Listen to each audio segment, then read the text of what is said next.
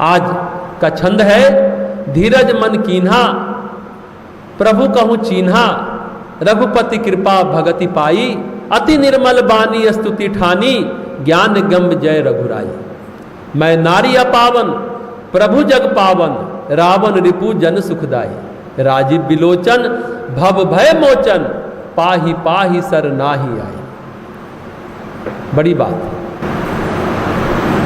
गौतम ऋषि जैसा हम लोग चर्चा कर रहे हैं, उनकी धर्मपत्नी अहिल्या का जो साप मिला, और कल हम लोगों ने चर्चा की थी कि उनको जैसे ही भगवान का स्पर्श मिला उनके अंदर चैतन्यता आ गई, चेतन स्थिति बन गई, उनका चिंतन सक्रिय हुआ, चित्त में प्रकाश आ गया, चेतना प्रकाशित हो गई और भगवान श्री राम सामने खड़े हैं, ब्रह्मर्षि विश्वामित्र सामने खड़े हैं, लक्ष्मण साथ दिखते हैं।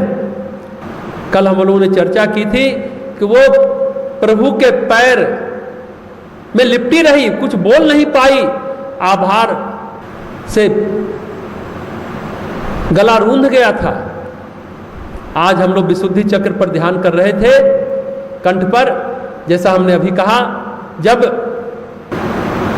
दुख होता है तब भी गला रूंध जाता है, हम बोल नहीं पाते, भावातिरेक अवस्था, कल भी चर्चा की थी। और जब आभार व्यक्त करते हैं तो भी गला रूंध जाता है, हम बोल नहीं पाते, होठ कपकपा के रह जाते हैं।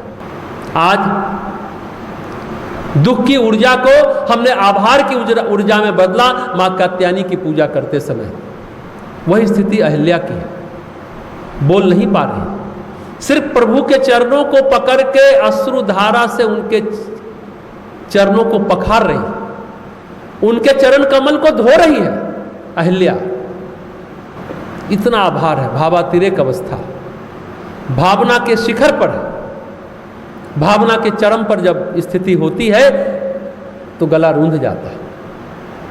विशुद्धि चक्र यही है, कंठ में जब दुख की ऊर्जा को हम आभार की ऊर्जा में बदलते हैं।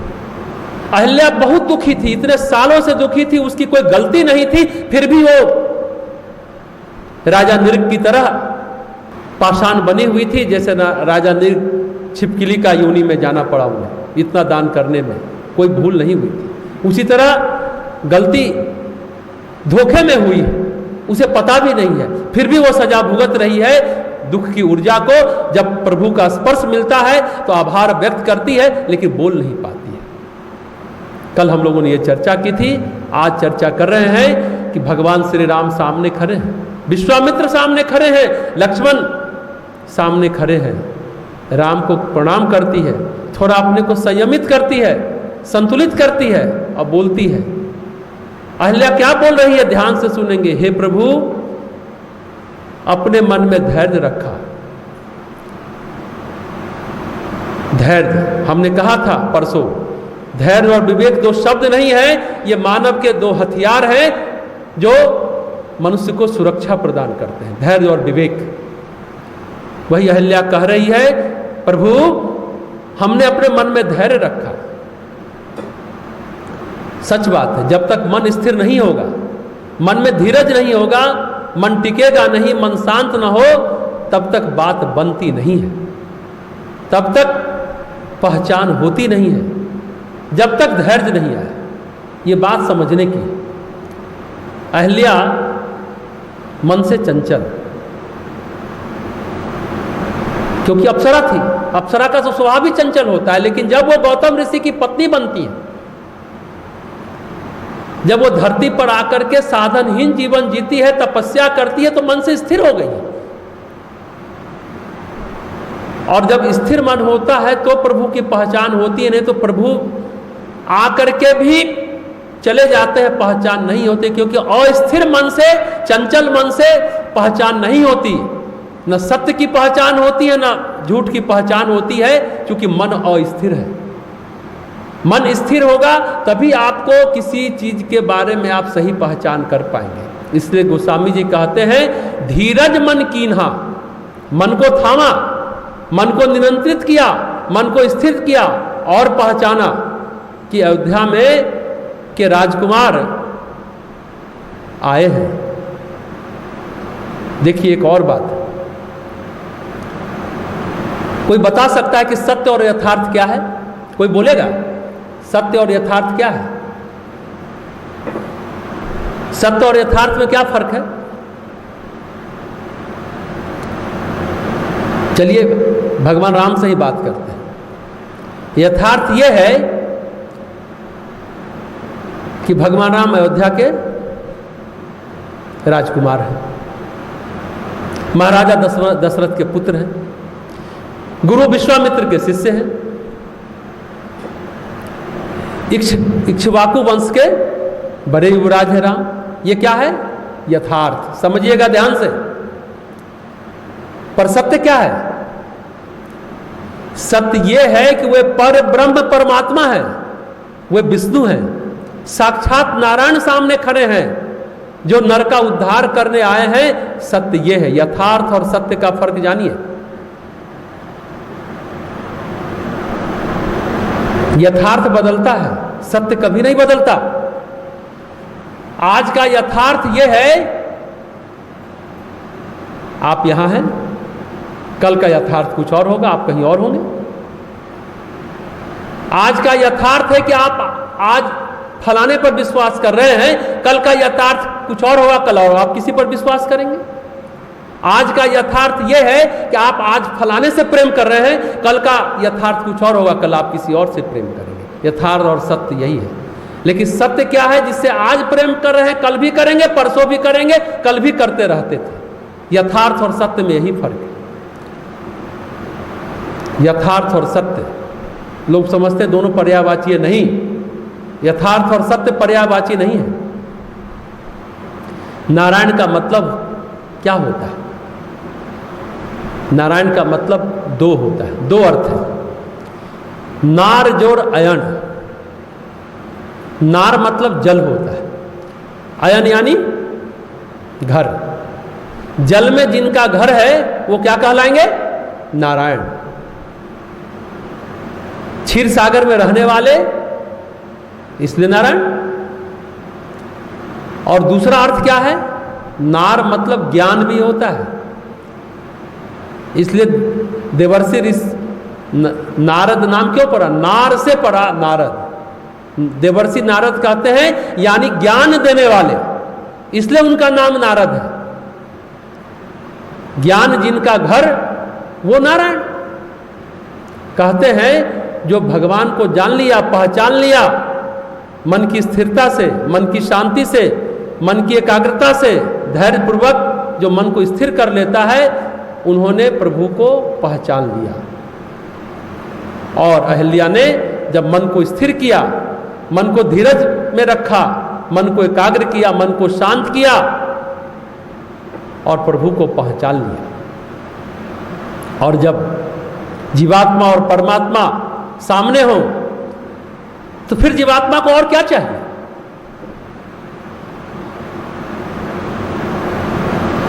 उन्होंने भक्ति पाली, स्वतः ही पाली, कुछ करना नहीं पड़ता है। उसके बाद पवित्रता आती है, स्थिरता आती है, परमात्मा का प्रवेश होता है, प्रकाश का अवतरण होता है, अपने आप स्वतः भक्ति का प्रवाह उमड़ने घुमरने लगता है, भक्ति की धारा बहने लगती है, भक्ति की गंगा बहने लगती है। स्वतः कुछ करना नहीं पड़ता, बस पहचानने तक की बात है, पहचानने तक का ही अवरोध है। और स्थिर मन, चंचल मन से आप पहचान नहीं पाएंगे कि कौन व्यक्ति सही है और कौन व्यक्ति गलत है, कौन भगवान है कौन राक्षस है, नहीं पहचान पाए। ये बात बहुत महत्वपूर्ण है। लेकिन जैसे ही पहचानेंगे, स्वतः ही भक्ति आपके जीवन में आएगा। यानी भक्ति का वरदान, पहला वरदान मिलता है भक्ति का। और अति निर्मल वाणी स्तुति ठानी, जो छंद है, अति निर्मल वाणी स्तुति ठानी। ध्यान देंगे, वाणी कब निर्मल होती है और वाणी दूषित कब होती है? जब काम से सनी, वासना से सनी, कामना से सनी वाणी होगी ना, क्रोध से सनी वाणी होगी ना, लोभ से सनी वाणी होगी ना, मोह से सिक्त वाणी होगी ना, तो वो दूषित वाणी है। दूषित वाणी लेकिन एक और होती है, ध्यान दीजिएगा। हमने परसों भी काम की बात कही थी, दमित काम ही क्रोध बनता है। गीता का, भगवत गीता का उदाहरण दिया कि कृष्ण ने कहा ये काम जो है ना अर्जुन, रजोगुनी है और ये बहुत खाने वाला है, खोखला कर देता है। जो कामातुर व्यक्ति होते हैं, काम में ही रहते हैं, खोखले हो जाते हैं, बहुत खाने वाला है, गीता में भगवान ने कहा। और दमित काम ही क्रोध बनता है, अनियंत्रित का भी लोभ और मोह बनता है। जो काम का दमन करते हैं क्रोधी व्यक्ति होते हैं, आज जो अनियंत्रित काम में जीते हैं लोभी और मोहग्रस्त होते हैं। हमने कहा ना, पुत्र से ज्यादा पोता से प्रेम होता है, डाउनवर्ड डायरेक्शन में चलता है वो ऊर्जा। इसलिए काम का दमन नहीं, काम का रूपांतरण होना चाहिए। खैर, इस पर चर्चा हम लोग विशेष कर चुके हैं। हम दूषित वाणी की बात कर रहे थे। वाणी दूषित कब होती है? जब काम से सनी होती है, क्रोध से सनी होती है, लोभ से सनी होती है, मोह से सिक्त होती है, तो वाणी हमारी दूषित हो जाती है। हम इतना गंदा बोलते हैं, इतना चुभता हुआ बोलते हैं। या तो आप काम से सने हैं, या क्रोध से सने हैं, या लोभ से सने हैं, या मोह से सने हैं, तो आप चुभता हुआ बात करते हैं। यही है दूषित वाणी। एक दूषित वाणी एक और होती है जो छल और कपट से सनी होती है। मतलब विचार और भाव में कुछ है, अब बोल कुछ और रहे हैं।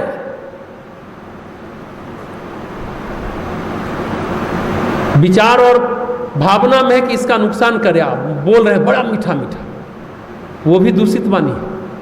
पर जब विचार पावन होते हैं, भाव पावन होते हैं, और जब विचार की पवित्रता कहां से प्रकट होगी? फिर वो वाणी से ही अभिव्यक्त होती है। वो वाणी फिर निर्मल होती है। अति निर्मल वाणी स्तुति ठानी। और अहल्या उनकी स्तुति करने लगती है, क्योंकि उसका मन तो निर्मल हो चुका है तब करते करते। इतने साल से पाषाण बैठ के धैर्यपूर्वक भगवान राम का इंतजार कर रहे हैं, स्तुति करती है। सुबह मनीषा बोलती है ना, गायत्री माता की आवाहन के बाद जब सुबह हम लोग पूजन करते हैं, ओ मस्तुता मया वरदा वेद माता प्रचोदयंताम बोलती है। स्तुति, स्तुति ठानी। अहल्या भी स्तुति कर रही है भगवान राम की। ध्यान से सुनेंगे, स्तुति मतलब प्रशंसा नहीं है, चापलूसी नहीं है। स्तुति का अर्थ होता है कृतज्ञता। स्तुति का अर्थ होता है अपने अहंकार का विसर्जन। ध्यान से सुनेंगे, स्तुति सभी लोग करते हैं, स्तुति शब्द का प्रयोग करते हैं। स्तुति का मतलब होता है कृतज्ञता ज्ञापित करना। स्तुति का मतलब होता है अहंकार का विसर्जन करना। जब तक अहंकार का विसर्जन नहीं होगा, आप कृतज्ञ होंगे नहीं। आपका लोग बहुत काम कर देगा, लेकिन आप कृतज्ञता महसूस नहीं करेंगे, क्योंकि अहंकार अवरोध बन के खड़ा रहता है। अहंकार का विसर्जन होगा, अपने आप कृतज्ञ हो जाएंगे, आप अपने आप धन्यवाद व्यक्त करने लगेंगे। बहुत अच्छा प्रसंग हम आपको सुनाना चाहते हैं, शायद आपको अच्छा लगेगा। ध्यान से सुनेंगे। जब रमण महर्षि शरीर त्यागने लगे, शरीर छोड़ने लगे, तो जो लोग उनके जीवन में आए थे, जो लोग उनकी सेवा करते थे, उनके कपड़े लत्ते साफ करते थे, भोजन पका करके देते थे,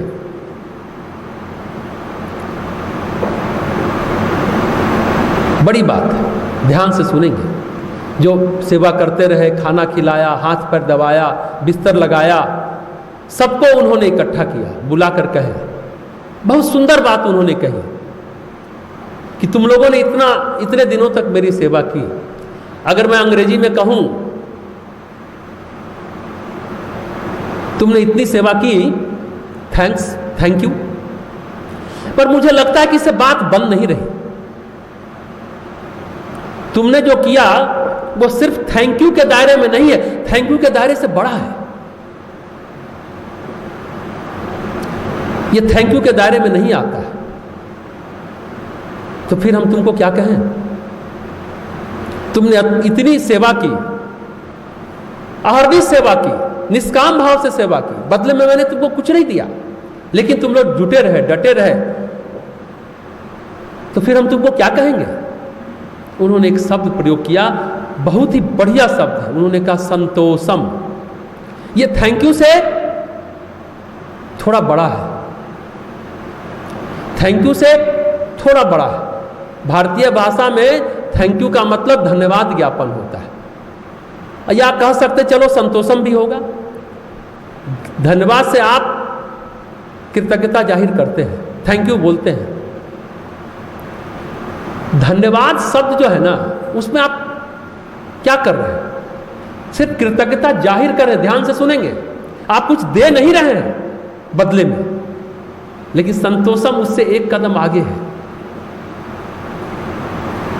जब आप अंदर से परितुष्ट होते हैं, संतुष्ट होते हैं, तृप्त होते हैं, प्रसन्न होते हैं, और जब कहते हैं कि हम तुमको एक बात, एक शब्द कहते हैं संतोषम, तो हम तुम्हारी सेवा से संतुष्ट हुए और ये संतोष तुम्हारे अंदर भी विराजमान हो जाए।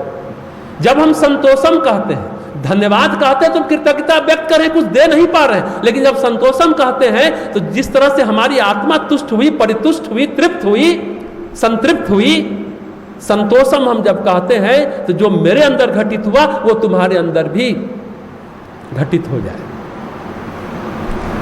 संतोषम में मतलब आप कुछ दे रहे हैं। ये बड़ी अद्भुत बात है, समझने की बात है। संतोषम धन्यवाद से थोड़ा बड़ा है। गोस्वामी जी कहते हैं, निर्मल वाणी स्तुति ठानी, ज्ञान गम्य जय रघुराई।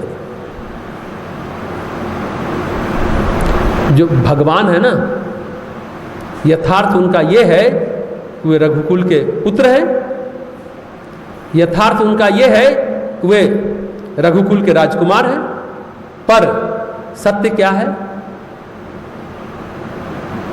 अभी हमने सत्य और यथार्थ की बात की। यथार्थ को जानना इंद्रिय गम्य होता है। ध्यान दीजिएगा, इंद्रियों से आप सिर्फ और सिर्फ यथार्थ को जान पाएंगे, किसी व्यक्ति को पहचान नहीं पाएंगे कि वो व्यक्ति क्या है। इंद्रियों से आप पूरी तरह सत्य को नहीं प्राप्त कर सकते, क्योंकि यथार्थ को ही जान पाइएगा इंद्रियों से। यानी इंद्रियां, यथार्थ क्या है? इंद्रिय गम्य है, और सत्य जो है ना ज्ञान गम्य होता है। इंद्रिय गम्य और ज्ञान गम्य।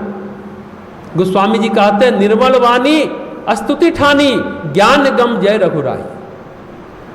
यथार्थता का बोध आप इंद्रियों से कर सकते हैं, लेकिन सत्य का बोध इंद्रियों से नहीं हो सकता। सत्य का बोध इंद्रियों से आप नहीं कर सकते। हमने कहा ज्ञान गम जय रघुराई। हे प्रभु, हे रघुकुल के राम, आप ज्ञान गम है प्रभु। जब बोध हो जाएगा ना, जब मन तृप्त हो जाएगा, तब अनुभव होता है कि आप कौन हैं। नहीं तो आप भ्रम में रहेंगे। कल आपको कोई व्यक्ति कैसा लगेगा, कल कोई और लगेगा, क्योंकि आप इंद्रियों से कैलकुलेट कर रहे हैं, बुद्धि से कैलकुलेट कर रहे हैं। अरे इसने ऐसा किया, इसने ऐसा किया। भ्रम की स्थिति है। आप सत्य नहीं जान पाएंगे कि सामने वाला व्यक्ति कैसा है, आप नहीं जान पाएंगे। बहुत कठिन होता है व्यक्ति को पहचानना कि व्यक्ति कैसा है, बहुत कठिन होता है। ज्ञान गम जय रघुराई। आप ज्ञान गम है प्रभु। जब बोध होता है, जब मन तृप्त होता है, जब मन प्रकाशित होता है, मन की चेतना प्रकाशित होती है, मन समाधिस्थ होता है, तब अनुभव होता है कि कौन है। गलत और सही की पहचान तब हो पाती है। व्यक्ति की सही सही पहचान तभी हो पाती है। नहीं तो भ्रम में है। आज वो आपको अच्छा लग रहा है, कल कोई और अच्छा लगेगा, कल वो गलत लगेगा, फिर वो परसों अच्छा लगने लगेगा। यही डोल ड्रम में व्यक्ति जीता है, जब तक इंद्रियों से आप जानकारी प्राप्त करने की कोशिश करते हैं, जानकारी हासिल करते हैं। बहुत गंभीर और बहुत अच्छी बात है। ज्ञान गम जय रघुराई। सबसे बड़ी बात है, जब मन समाधिस्थ होता है तब अनुभव होता है कि आप कौन हैं और मैं कौन। दोनों बातें होती हैं। खुद का भी पता चलता है जब ज्ञान गम होते हैं, समाधिस्थ होते हैं, मन विलीन होता है, फिर आगे गोस्वामी जी कहते हैं, धीरज मन कीन्हा प्रभु कहूं चीन्हा। ये बड़ी मुश्किल की घड़ी होती है जब जीव जो है ना शिव को पहचान ले। बहुत मुश्किल की घड़ी होती कि जीवात्मा परमात्मा को पहचान ले, जीव शिव को पहचान ले, पुरुष पुरुषोत्तम को पहचान ले, जीवात्मा परमात्मा को पहचान ले। ये केवल और केवल ज्ञान से होता है। ज्ञान गम्य जय रघुराई। आगे अहिल्या कहती हैं, गोस्वामी जी अहिल्या के माध्यम से कहवाते हैं, मैं नारी अपावन प्रभु जग पावन। मैं नारी अपावन, मैं स्त्री हूं प्रभु लोक निंदित, लोक बहिष्कृत, लोक त्याज्य। लोक ने जिसे बहिष्कृत कर दिया, लोक ने जिसे त्याग दिया, लोक ने जिसे अपमानित किया, सारी यंत्रणा हमने सहन कर ली। मैं नारी अपावन प्रभु जग पावन। लेकिन आप तो प्रभु जगत को पवित्र पावन करने वाले हैं, मुझ अकेली को ही नहीं। जहां आपका स्पर्श हो जाए, जहां आपसे छूकर हवा पहुंच जाए वो स्थान, वो व्यक्ति, उस व्यक्ति के भाव सभी पवित्र हो जाते हैं। मैं नारी अपावन प्रभु जग पावन। जग मतलब भक्त भी होता, हमने प्रथम दिन बताया था आपको। रावण रिपुजन सुखदाई। आप रावण के शत्रु हैं। रावण मतलब जो संसार को रुलाता है। रावण का एक अर्थ होता है रुलाने वाला, जो संसार को रुलाने वाला है। रावण कौन? जो संसार की आंखों में आंसू लाए, जो संसार के हृदय में दुख पैदा करे, जो समस्त को दुखी कर दे, वह रावण।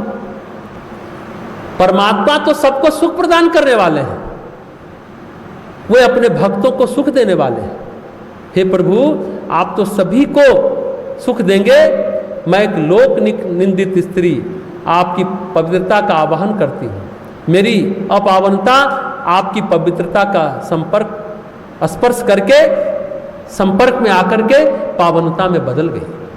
ये मैं कहती हूँ, राजीव विमोचन भव भय लोच मोचन। आपके नेत्र बड़े करुणापूर्ण हैं। भगवान को इसलिए कमल नयन कहा जाता है। कमल अद्भुत पुष्प होता है, वो केवल सूर्य की ओर ही आकर्षित होता है। कमल, सूर्य ही उसका जीवन है, प्रकाश है, सूर्य ही उसका जीवन है। प्रकाश के साथ उसका अटूट संबंध है। प्रकाश, पवित्रता, शांति, प्रेम झरता रहता है उससे। इसलिए कहते हैं कि उनकी खुशबू, इनकी सुगंध बहती रहती है। भव भय मोचन। संसार बहुत भयानक है, इसका सुख भी दारुण, इसका दुख भी दारुण। अभी हमने कहा ना, सब सुख झूठे, सब दुख झूठे। अभी हम लोगों ने भजन गाया, सब सुख झूठे, सब दुख झूठे, बस जीवन का तार है तू। अभी हम लोगों ने मातृ वंदना की। सब झूठ है,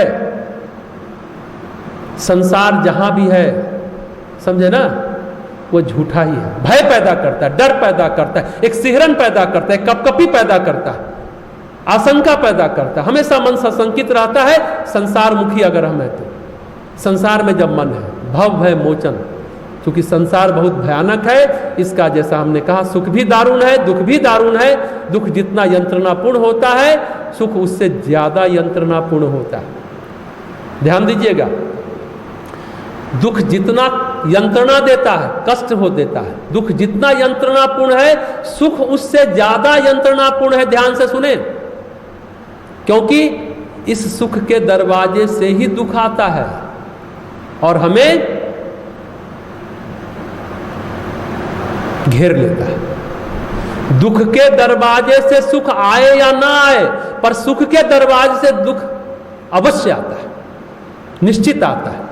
भव भय मोचन। हे रघुनाथ, आप रक्षा करें, भय को दूर करें, सभी का परित्राण करें।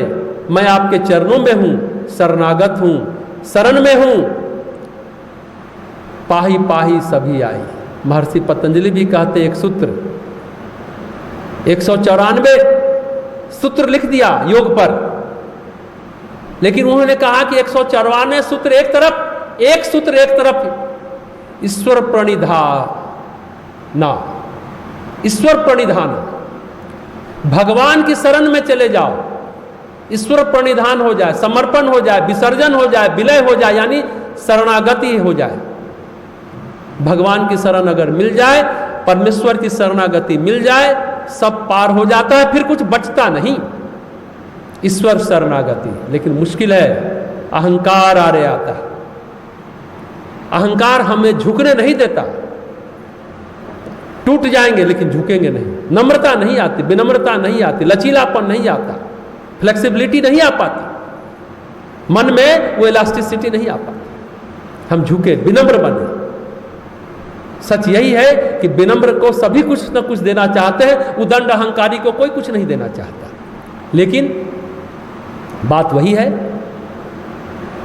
जब तक इंद्रिय गम्य है तब तक तो अपने ही अहंकार में घिसट घिसट के जीवन चलता है और लगता है कि हम तो बड़े कमाल के आदमी हैं। इंद्रिय गम्य से यथार्थ का बोध होगा, ज्ञान गम्य होंगे तो सत्य का बोध होगा कि कौन सही है कौन गलत है। लेकिन उसके लिए मन को स्थिर करना होगा, मन में धीरज लाना होगा, मन को शांत करना होगा।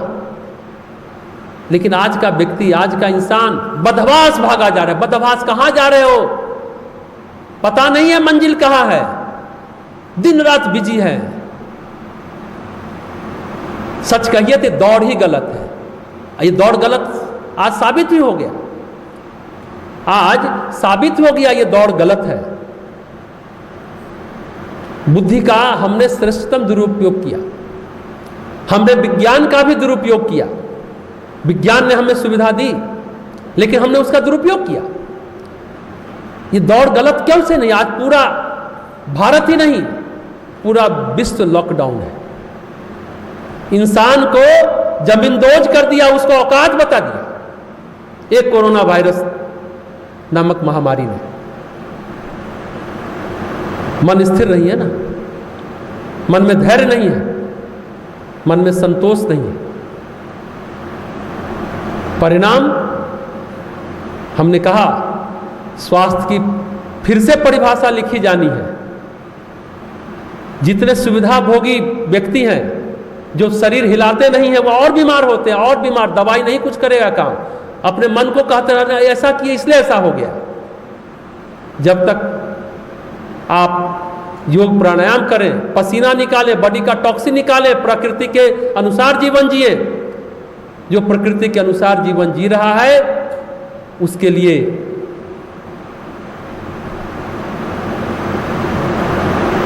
कोई भी विषाणु, कोई भी बैक्टीरिया, कोई भी वायरस, कोई भी फंगस उसको नहीं घेर पाएगा। ये बड़ी बात है। जो लोग बहुत ज्यादा स्वच्छता पसंद है, स्वच्छता होनी चाहिए, अति जिसका कर देते हैं, उनको जरा सा भी ठंडा हवा का झोंका बीमार कर देता है, सर्दी हो जाती है, सिर दर्द होने लगता है, जरा सा रात में जगह प्रॉब्लम होने लगता है, 10 मिनट खड़े नहीं रह पाते, तुरंत कुर्सी टेबल खोजने लगते, नहीं तो नीचे धम से बैठ जाते हैं। जो ज़्यादा सुविधा भोगी होते हैं, काम नहीं करते, नौकरों से काम कराते हैं। आज तो दुनिया ही रिमोट पर चलती है, सुख सुविधा साधन इतना जुट गया कि व्यक्ति को शरीर हिलाना भी नहीं पड़ता। ये तो स्थिति है। परिणाम क्या है आज सबके सामने है। श्रम देवता की उपासना करनी होगी, श्रम करना होगा। श्रम करना हम भूल चुके हैं। श्रम करेंगे, टॉक्सिन निकलेगा, रोग प्रतिरोधक क्षमता बढ़ेगी, जीवनी शक्ति बढ़ेगी। अभी तो चारों तरफ यही बातें चल रही हैं कि गर्म पानी पीजिए। वुहान से किसी ने भेजा, पता नहीं कितना सच है वो, कि गर्म पानी आप पिए, गर्म दूध पिए, गर्म भाप लें दिन में कम से कम 4 बार, तो 4 दिनों में कोरोना वायरस मर जाएगा, 5वें दिन आप ठीक हो जाएंगे। अभी किसी ने कहा, उसने कहा कि प्रतिदिन वुहान में अभी भी कोरोना का पॉजिटिव केस आ रहा है, प्रतिदिन हो रहा है, हर एक घर में पॉजिटिव केस है। लेकिन पहले मरता था, अब मरता नहीं है, इसलिए कि वो 4 बार पानी का भाप ले रहा है। और ये हमको लगता है कि सही होगा, इससे वायरस मर जाता है। गर्म पानी पीना है। यूरोप के देश में इसलिए ज़्यादा मर रहे हैं कि वो ठंडा पानी पीते हैं, बर्फ डाल के और पीते हैं ठंड के दिन, और गर्म पानी पीने से वायरस मरता है। अभी भी नए लोग हो रहे हैं लेकिन मर नहीं रहे हैं चाइना में। अब पता नहीं वो कितना सत्य न्यूज़ है या नहीं है, इसके लिए हम इसकी सत्यता की बात नहीं कर पाएंगे, लेकिन यह है कि आप गर्म पानी पीते हैं, आप के अंदर के जो भी पित्त है, एसिडिटी है, जो भी आपका शरीर में टॉक्सिन है वो निकल जाता है, और जो भी कीटाणु है, जो भी कैल्शियम भी जमा होते होते पथरी बनता है, वो भी टूट के निकलता है। पार्टिकल कहाँ कोने कोने से गुनगुना पानी, गर्म पानी निकाल देता है। इसलिए कहा जाता है अपने यहाँ प्रातःकाल उषा पान करना चाहिए। 1 लीटर के आसपास कहते हैं कि पानी पीना चाहिए, गुनगुना पानी, कि बॉडी का सारा टॉक्सिन निकलता है, एक्स्ट्रा फैट भी मेल्ट कर जाता है, कैलोरी बर्न हो जाती है। और अगर उसके बाद आप 35 मिनट में 3 किलोमीटर पैदल चलते हैं तो पिछला 24 घंटे का है नहीं, पिछला भी कैलोरी बर्न होता है, आप दुबले होते हैं, अंदर का सारा टॉक्सिन निकलता है सिर्फ पानी पीने मात्र से। अपने यहाँ तो प्राकृतिक चिकित्सा में ये बातें सदियों से कही जा रही है, इसलिए हम इस बात की सत्यता को मानते हैं कि गुनगुना पानी पीना चाहिए। गर्म पानी पीते रहिए, क्योंकि माहौल खराब है, एकदम राहु काल है, चारों तरफ भ्रांति विद्यमान है, अंधकार है। उस स्थिति में छोटी छोटी बातें ही संजीवनी बन करके सामने आती हैं। हम इसके महत्व को समझें। सुबह सुबह गुनगुना पानी पिए। और भाप लेने की बात है, अगर आप कुंजल क्रिया करते हैं, नेति करते हैं, अंदर के सारे कफ को निकाल दीजिए ना, कहाँ वायरस टिकेगा। ये बात सही है, प्राकृतिक चिकित्सा में इसका इलाज है। आप कुंजल क्रिया कीजिए, वमन करिए, पानी पी करके पित्त निकालिए, कफ निकालिए। क्यों बुखार होगा, क्यों देह टूटेगा, कोई यूरिक एसिड नहीं बढ़ेगा, कोई लैक्टिक एसिड आपके अंदर नहीं बढ़ेगा। आप प्रतिदिन निकालिए ना। पानी पीने के बाद 35 मिनट में 3 किलोमीटर पैदल चलें, और जब तक पेशाब न हो जाए तब तक कुछ खाए नहीं। तो एक प्रकार से सफाई अभियान है, टॉक्सिन सारा निकल जाएगा, अलग से फिर कोई दवाई की जरूरत आपको नहीं पड़ेगी। ये सिंपल बात है। लेकिन सवाल है, हम लोग दवाई पर ज़्यादा भरोसा करते हैं कि इमीडिएट टैबलेट खाएं और बुखार उतर जाए, वो अपना समय लेता है। लेकिन आप पानी पीजिए तो बुखार आएगा ही नहीं साहब, और सोने से 2 घंटे पहले खा लीजिए, टॉक्सिन बढ़ेगा नहीं। खा के तुरंत सोएंगे तो ज़्यादा टॉक्सिन बनता है, ज़्यादा अम्ल बनता है। रात में जगेंगे टॉक्सिन ज़्यादा बनेगा, ज़्यादा बीमार होंगे, तुरंत गुस्सा आएगा। पित्त बढ़ता है तो कहता है ना, नाक पर ही गुस्सा रहता है, पित्त दिमाग पर चढ़ता है तो बात बात में उटपटांग बोलते हैं, बाद में भले अफसोस मनाते रहिए कि हम क्यों बोल दिए, इतना ओवर रिएक्ट क्यों किए, पैनिक क्यों की। अहिल्या का धैर्य आपने सुना अभी, मैं नारी अपावन प्रभु जग पावन। अगर वो कह रही हैं, टॉक्सिन था निकल गया, तब करके सारा निकल गया, और वो स्वस्थ सिर्फ तन से नहीं, मन से, चित्त में चैतन्यता आ गई प्रभु के स्पर्श से, और मन स्थिर हुआ, प्रभु को पहचान पाई, सत्य को जान पाई, ज्ञान गम्य हो गई। सिर्फ इंद्रिय गम्य नहीं रही, ज्ञान गम्य हो गई। सभी को फिर से ज्ञान गम्य होना होगा। इंद्रिय सुख तक अगर जीवन को मानते हैं तो बीमारी ही होगी, और इस तरह की आपदा, इस तरह का संकट, इस तरह की विपत्ति आती रहेगी। इंद्रियों से थोड़ा बाहर निकले तब बात बनेगी। इंद्रिय गम्य नहीं, ज्ञान गम्य बने। इसके लिए मन को स्थिर करना होगा, ध्यान करना होगा। पतंजलि जो कहते हैं ना, आंतरिक योग, अष्टांग योग में यम नियम आसन प्राणायाम है, बहिरंग योग, अंतरंग योग है। क्या क्या है बता सकते हैं आप? क्या है? प्रत्याहार, धारणा, ध्यान, समाधि, अंतरंग योग है। प्रत्याहार देखिए, यम यानी आंतरिक अनुशासन, नियम यानी बाह्य अनुशासन। यम नियम आसन प्राण का शरीर में सुचारू रूप से संचालन, इसलिए आसन करते हैं। प्राणायाम प्राण का नियंत्रण, प्राण ऊर्जा बढ़ेगी तो प्रतिरोधक क्षमता बढ़ेगी, तो आप बीमार नहीं पड़ेंगे, जीवनी शक्ति बढ़ेगी। प्राणायाम यही है। लेकिन यहां तक ये बहिरंग योग है। हम जिस चीज की बात कर रहे हैं, प्रत्याहार, धारणा, ध्यान, समाधि, अंतरंग योग है। प्रत्याहार, यहां से मन पर कहानी शुरू होती है। प्राण ऊर्जा जब तक नहीं आएगी मन स्थिर नहीं होगा, मन मुड़ेगा नहीं संसार से। मन का मुड़ना प्रत्याहार। धारणा क्या है? मन का लगना। कोई जरूरी नहीं है कि आप मन मुड़ा, चलो चलो मॉल नहीं जाते हैं, सिनेमा सर्कस नहीं जाते हैं, मंदिर चलते हैं, लेकिन कोई जरूरी नहीं कि मंदिर में मन लगे। तो प्रत्याहार मन का मुड़ना, धारणा मन का लगना, ध्यान मन का लीन होना, समाधि मन का विलीन होना। जैसे ही मन विलीन होगा तब आप ज्ञान गम्य हो पाएंगे, अंतरंग योग। तब आपको सत्य समझ में आएगा। यानी तो मन अस्थिर है, मन अशांत है, काम वासना से भरा है, काम से सना हुआ है, तो वाणी दूषित हो ही जाएगी। जब मन पवित्र होगा, पावन होगा, उसकी अभिव्यक्ति जब होगी तो फिर वो निर्मल वाणी होगी। फिर आप कृतज्ञता व्यक्त करेंगे, अहंकार जा चुका होगा। फिर आप एक गिलास पानी भी कोई पिलाया होगा तो उसको आप थैंक यू वेरी मच से ज़्यादा, जो रहमान महर्षि ने कहा संतोषम, पानी पीने से जो मेरे को तृप्ति आई वो तृप्ति आपको भी मिले, यही है संतोषम। धन्यवाद से आगे बढ़ के एक कदम। तो आज की बात समाप्त करते हैं।